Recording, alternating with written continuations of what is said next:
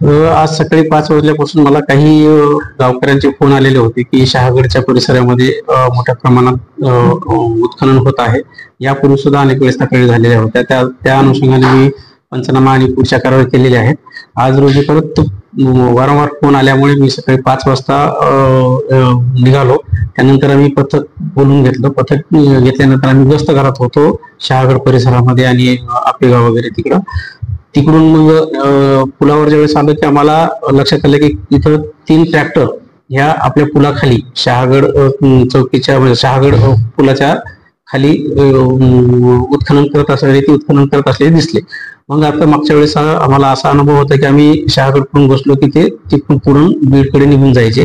म्हणून मी 2 आमचे सदस्य शहागडकडून टाकले आणि मी बीडकडून तिकडून मध्ये आलो.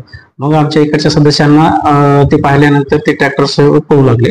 पळत असताना आम्ही पुढून आल्यानंतर आमचे काही वाहन म्हणजे त्या नदीमध्ये पळत नाही, त्याच्यामुळे आम्ही उतरल्यानंतर आमचा खाजगी ड्रायव्हर आहे, आम्हाला तर खाजगी गाडीच वापरावं लागतं. अशा वेळेस खाजगी ड्रायव्हर उतरला, त्याने गाडी थांबवण्याचा प्रयत्न केला. तर ट्रॅक्टर थांबवण्याचा प्रयत्न केला, परंतु जो काही जुमान नाही. अचानक गाडी चालू केली, ट्रॅक्टर चालू केलं आणि त्याला ढकलून दिलं. थोडासा बऱ्यापैकी मुक्कामार लागलेला आहे. त्यानंतर मी ट्रॅक्टरच्या समोरून थांबण्याची विनंती केली, परंतु त्यांनी काही थांबले नाही आणि जोरात ट्रॅक्टर पुढे नेला आणि नेल्यानंतर तिथं खड्डे असल्यामुळे ते ट्रॅक्टरची ट्रॉली पलटी झाल्यामुळे तो ड्रायव्हर उतरला खाली आणि त्याच्या इतर 3 साथीदारांना बोलून घेतल्यानंतर त्यांनी चौघांनी मला चौघांनी घेरलं आणि हातात काट्या बिट्या होत्या, बहुतेक रॉड बी असू शकतो.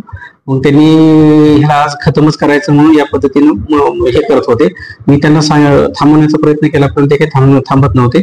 म्हणून आता माझ्या जीवाला प्रचंड म्हणजे भीती पण निर्माण झाली होती आणि जीवाला धोका निर्माण झाल्यामुळं आणि बाकीचे सुद्धा लोक येत असल्याचे दिसत होते पुलावरून. त्यामुळे मी स्वतः हवेमध्ये सांगितलं की बाबा माझ्याकडे बंदूक आहे आणि माझ्याजवळ येऊ नका, म्हणून मी स्वरक्षणासाठी हवेमध्ये 4 राऊंड फायर केले. त्यानंतर ते तिथून पळून गेले. त्यानंतर मग मी जी काही प्रशासकीय कार्यवाही आहे, ट्रॅक्टर्स जप्त करून बाकीचे पथकाचे लोक तोपर्यंत आलेले होते, त्यांना घेऊन आम्ही जप्त करून तहसीलमध्ये लावण्यात आलेला आहे. त्यानंतर मी गोंदी पोलीस स्टेशनला जाऊन सविस्तर संबंधितांच्या विरोधात गुन्हा नोंद केलेला आहे व आता जस्ट मी मेडिकल करून या ठिकाणी आलेलो आहे. मुद्देमाल आता ट्रॅक्टरची किंमत जवळपास 5.5 लाखाचा एका ट्रॅक्टरची आहे. 2 ट्रॅक्टरची म्हणून 11 लाखाच्या जवळपास जातो आणि 2 खनिजाची जी रक्कम आहे ती जवळपास 2.5 लाखापर्यंत जाते.